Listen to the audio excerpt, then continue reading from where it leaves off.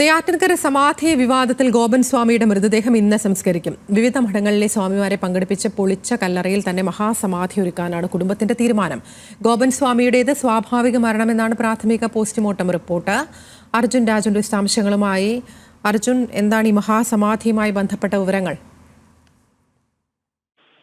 ആതിര, നെയ്യാറ്റിൻകര ഗോപൻ സ്വാമിയുടെ ഇനിയുള്ള മരണാനന്തര ചടങ്ങുകൾ, സംസ്കാര ചടങ്ങുകൾ വലിയ ചടങ്ങുകളായി തന്നെ നടത്താനാണ് ഇപ്പോൾ കുടുംബം തീരുമാനിച്ചിരിക്കുന്നത്. ഒരു മഹാസമാധി എന്ന പേരിൽ തന്നെ ആളുകളെയൊക്കെ പങ്കെടുപ്പിച്ചുകൊണ്ടുള്ള ചടങ്ങ് ഇന്ന് ആ വീട്ടിന് മുന്നിൽ നേരത്തെ സമാധി ചെയ്തു എന്ന് പറയുന്ന സ്ഥലത്ത് തന്നെ നടത്തും. വൈകിട്ട് 3 മണിക്കാണ് സമാധി ചടങ്ങുകൾ ആരംഭിക്കുക. വിവിധ തലത്തിൽ നിന്നുള്ള സ്വാമിമാരെ, സന്യാസിമാരെയൊക്കെ പങ്കെടുപ്പിച്ചുകൊണ്ട് വലിയ ചടങ്ങുകളായി നടത്താൻ തന്നെയാണ് കുടുംബം തീരുമാനിച്ചിട്ടുള്ളത്. നേരത്തെ മറവ് ചെയ്ത അതേ ഇടത്ത് തന്നെയാണ് വീണ്ടും ഗോപൻ സ്വാമിക്ക് വീണ്ടും അദ്ദേഹത്തിന് കല്ലറ ഒരുക്കുന്നത്. അതേ സമയത്ത് തന്നെ ഇത് സംബന്ധിച്ചൊരു പ്രാഥമിക റിപ്പോർട്ടാണ് ഇപ്പോൾ നിലവിൽ വന്നിട്ടുള്ളത്. ഈ ഗോപൻ സ്വാമിയുടേത് സ്വാഭാവിക മരണമാണ്, അസ്വാഭാവികമായി ഒന്നുമില്ല എന്നുള്ള ഒരു പ്രാഥമിക റിപ്പോർട്ട് മാത്രമാണ് ഇപ്പോൾ വന്നിട്ടുള്ളത്. അതിനപ്പുറത്തേക്ക് ഇനി ആന്തരിക അവയവങ്ങളുടെ ഫലം വരാനുണ്ട്. രാസപരിശോധന, അങ്ങനത്തെ പരിശോധന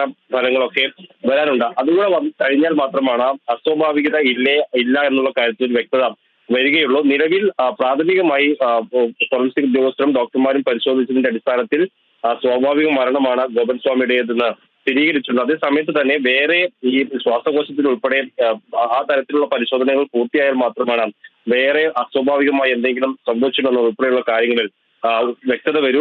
ഇപ്പോൾ നിലവിൽ എന്തായാലും അത്തരത്തിലൊരു കണ്ടെത്തൽ അന്വേഷണ സംഘത്തിന്റെ ഭാഗത്ത് നിന്ന് ഉണ്ടായിട്ടില്ല. ആ റിപ്പോർട്ട് വന്നതിന്റെ കൂടി അടിസ്ഥാനത്തിലായിരിക്കും ഈ കേസ് എങ്ങനെ മുന്നോട്ട് പോകണം, തുടരന്വേഷണം വേണോ എന്നത് ഉൾപ്പെടെയുള്ള കാര്യങ്ങളിൽ പോലീസ് ഒരു തീരുമാനം എടുക്കുക. എന്തായാലും ഇക്കാര്യത്തിലൊക്കെ വരും ദിവസങ്ങളിൽ അത്തരം നടപടികളെ കുറിച്ച് അറിയാം. അതേ സമയത്ത് തന്നെ ഈ ചടങ്ങുകൾ വീണ്ടും നടത്തി അദ്ദേഹത്തിന് ഒരു മഹാസമാധി എന്ന പേരിൽ തന്നെ ഈ സംസ്കാര ചടങ്ങുകൾ നടത്താനാണ് ഇപ്പോൾ കുടുംബം തീരുമാനിച്ചിട്ടുള്ളത്.